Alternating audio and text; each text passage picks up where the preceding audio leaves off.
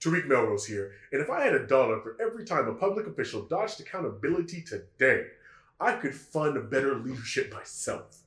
But until then, I'll keep doing what I do best, breaking down the deflection and giving you the truth with a twist of irony. Subscribe if you're ready to go beyond the headlines and into the heart of what they're really saying. You're not alone in this. Let's dig together. Jim Jordan got wrecked when Jasmine Crockett dropped one question he couldn't answer, exposing the GOP's hollow talking points. And welcome to this clip where we tear apart Republican lies, hypocrisy, and Trump's toxic agenda, showing you exactly why Democrats are fighting to protect truth and democracy. I think it's interesting they got rid of the fact checker because the fact checker always turned out to be fact checking and stopping real speech that's protected under the First Amendment. So again, the proper place. Absolutely insane. First of all, you said you wanted to strike the language that's true, and you want to add in this other language. The proper place for this, as I've said again multiple times, is to put it in the minority views, which will be part of the oversight plan. But for some reason, that doesn't seem to be good enough for the minority. Will the chairman yield? Yeah, sure. Just to pursue this point for a moment, this claim that this was fact-checking, wasn't this a suppression of New York Post reporting on the genuineness of the Hunter Biden laptop, which included the most incriminating evidence against a president involving family influence peddling that I think has ever been produced, and it turned out to be true. So what they were actually doing was suppressing facts, not checking them. Suppressing facts and doing violation to the First Amendment and free speech rights of Americans. Who seeks recognition? Gentlelady, Ms. Crockett is recognized. Thank you so much, Mr. Chair. It's so interesting to me that we all swear an oath to the Constitution, and we say that we take that oath seriously, but when it comes into actually doing something that looks like preserving that oath or looks like preserving the Constitution, we get a little wobbly, and I'm not really understanding what's going on. Freedom of press doesn't look like kicking out the Washington Post, or actually the Huffington Post has been kicked out. We know that the Associated Press has been kicked out, and now the Washington Post is not going to allow for op-eds in any way if for some reason they criticize the sitting president of the United States. What this is starting to feel like is a smaller version of Russia. And I am trying to tell you that we are nothing like Russia. We are not supposed to be like Russia, but that is what we've got going on. And I'm sorry, I know that some of my colleagues still struggle with answering the question of who won the election in 2020. And you may have felt a way when you had social media checking people and saying, no, Trump did not win the election in 2020. That is absolutely factual. And unfortunately, because some people got all riled up because they believed the lies, they ended up getting locked up because they decided that they were going to believe the lies. They ended up at the Capitol on January 6th, and they were trying to tear this thing apart because they felt like their country was falling apart in front of their eyes because for whatever reason, there were people in power that were peddling a lie about the election. We also know, and some of y'all may still say that COVID was a hoax. COVID wasn't a hoax. Tell that to the over 1 million people that died under Donald Trump's first watch. It wasn't a hoax. So no, I do believe that it was okay. In fact, I do believe that it was ethically right for social media to check people because you had people that didn't know anything about science and decided that they were going to put out whatever lies or propaganda or conspiracy theories they wanted to, and people died. At some point in time, we have to evaluate what is factual, and I know that facts hurt y'all, and I just wish we could get on the same page, but we do know during the presidential election that the president would not go and participate in anything if fact-checking was going to be a part of it, because he didn't want to be fact-checked. We know that the vice president got upset in his vice presidential debate when he was fact-checked. It used to be a time in this country that we as members of Congress or elected officials thought that it was okay to just tell the truth. Instead, we're pushing conspiracy theories, and some of them are killing people. It's the same thing that we have coming out of Doge. It's the reason that people are dying. It's the reason that farmers are losing their farms, because we continue to peddle conspiracy theories. It is time for us to say, Mr. President, guess what? Russia invaded Ukraine. Can we at least agree on that one? Facts matter. Y'all, this is literally potentially putting us into an international crisis. We may be heading towards the next world war because we have a president that wants to pal around with Putin and wants to do everything to make him feel good, including lying about who invaded who. Mr. Chair, I got a minute left, but I really want to yield to any of my colleagues and ask them if they will say today, very basically, that when it came down to the war in Ukraine, that it was not Ukraine that invaded Russia, it was the other way around. Is there anybody in here that has enough courage to say that Russia invaded Ukraine? You can have my time. And this is yet the problem. This is the problem. That is not infringing upon free speech. Will the gentlelady yield? I will yield to the right. Thank you, Ms. Crockett. To be clear, your challenge, I think, was across the aisle, because I think every member on your side of the aisle agrees with the obvious fact that Vladimir Putin ordered the filthy, bloody, imperialistic invasion of Ukraine. And in fact, at the time, Donald Trump as president never denied it. In fact, he praised it. He said it was, quote, an act of genius when Putin ordered the invasion of Ukraine. So I would hope some of our colleagues would consent to at least that historical point, since we think history is so important. There are people who want to relive that in our oversight report. And therein lies the problem. The time of the gentlelady has expired. The gentleman from California is recognized. I'd yield to the chairman. I just wanted to make a point. We talked, gentlelady, previous speaker talked about factual information. We've talked about fact-checking. Fact-checking. You know what fact-checking is truly supposed to be in this country? The First Amendment. Not some expert who can sit on and look at posts and tweets and different things and say, oh, that's not factual, take it down. That's not how it works. Fact-checking is the First Amendment. Someone says something stupid, and that happens every day in this Congress. Someone says something crazy. Someone says something that's not quite true, not quite accurate. You know what the fact check is? Someone says something else, and you have debate. That's what we do in this committee every day. And this is the committee who's supposed to protect that fundamental fact. Real fact-checking is the First Amendment. Our Supreme Court has been clear about that. You don't like certain speech, the best speech for wrong speech is more speech. The best speech for false speech is true speech. That's how it works. You have a debate, and you trust we, the people, to figure it out, not some expert who's going to fact-check every tweet, every post, and we saw this in the Biden administration. We're seeing it in Europe now. We're seeing it in Brazil. That was the first bill we dealt with from the gentleman from California, his good legislation that we all agreed on. We're going to work on and put a good bill on the floor.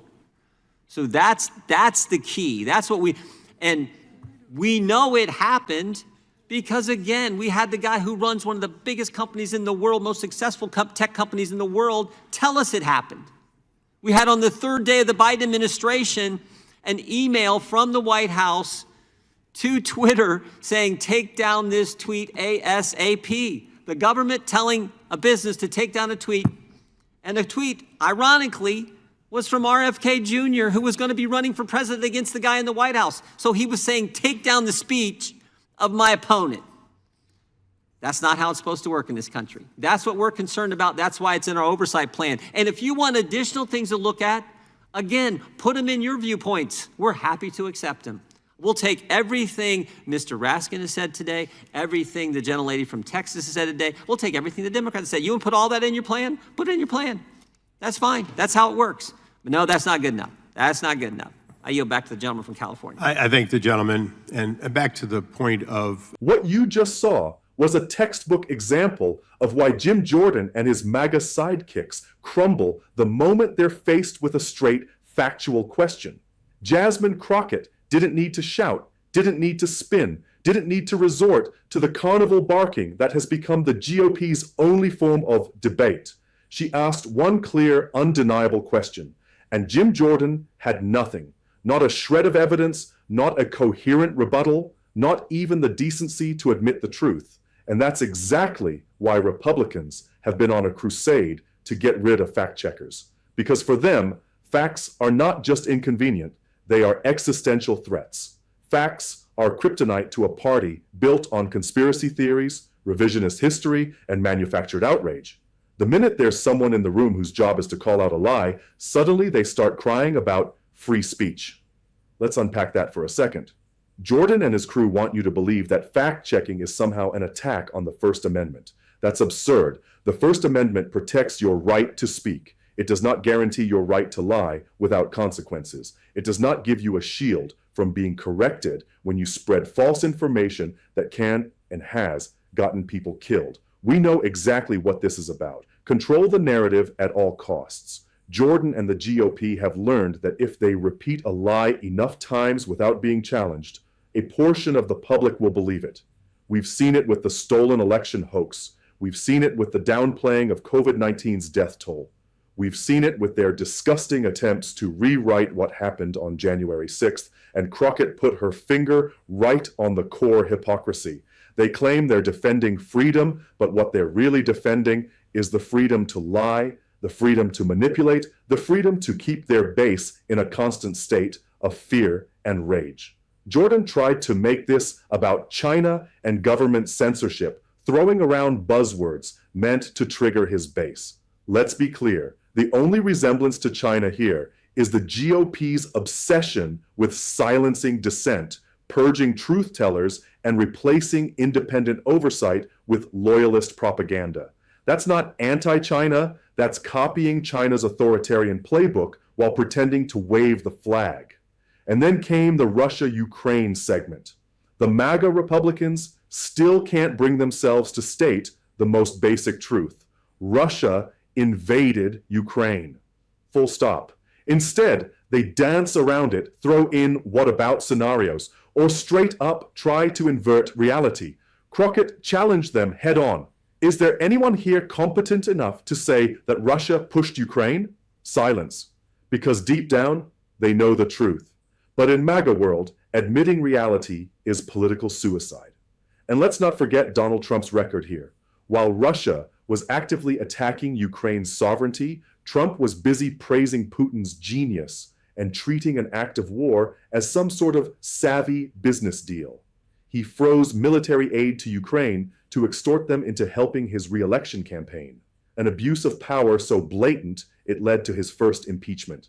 And yet, Jordan wants to pretend the GOP is the party of strong national defense? Give me a break. Crockett's point about COVID was just as devastating. The GOP loves to pretend that COVID-19 wasn't an exploitation, whatever euphemism they're using there, but the facts are unshakable. Over 1 million Americans died, and Donald Trump's chaotic, denialist, politically driven response directly contributed to that toll. They minimized the threat, mocked mask wearing, spread junk science, and attacked public health officials, all while knowing the virus was deadly.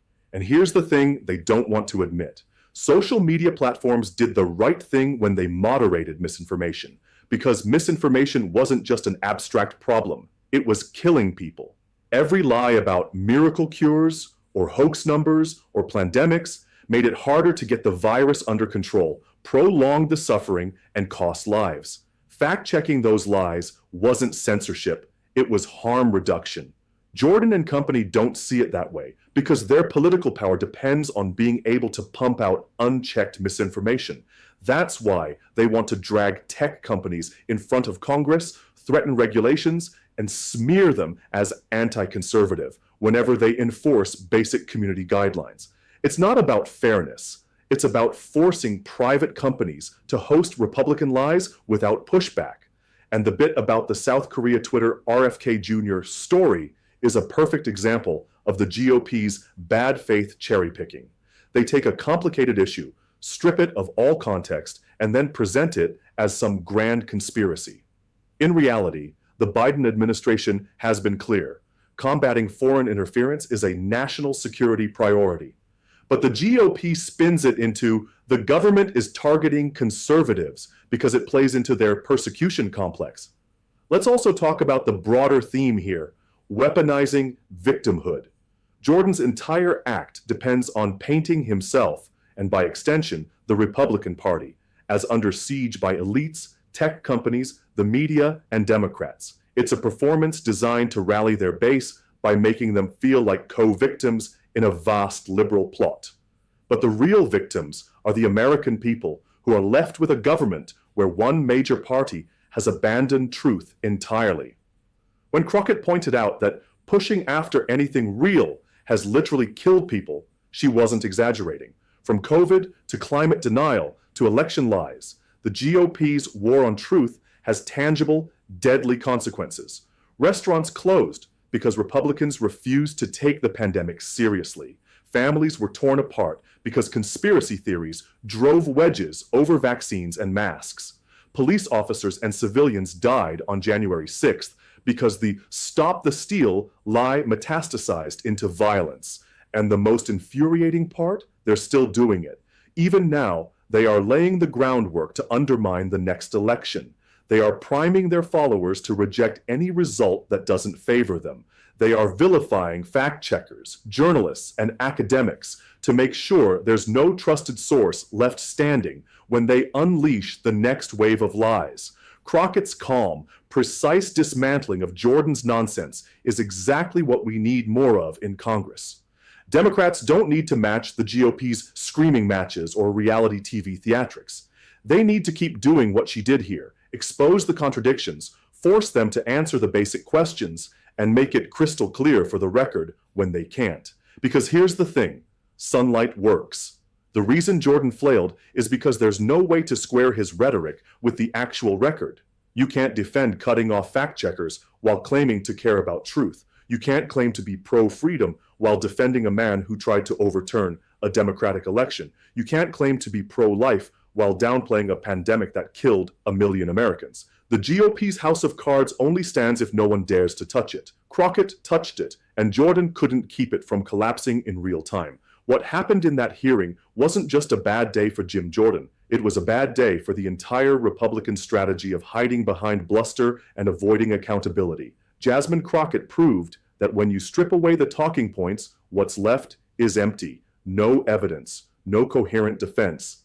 Just the raw, unvarnished truth that the GOP has abandoned facts in favor of propaganda, and that propaganda collapses under even the most basic scrutiny. If you're tired of watching Republicans dodge the truth and hide behind fake outrage, share this video right now. Hit the like button, drop your thoughts in the comments, and subscribe to Tariq Melrose Vlogs for more sharp, no BS breakdowns of the GOP's lies and corruption. Turn on notifications, because in this fight for truth and democracy, we can't afford to look away.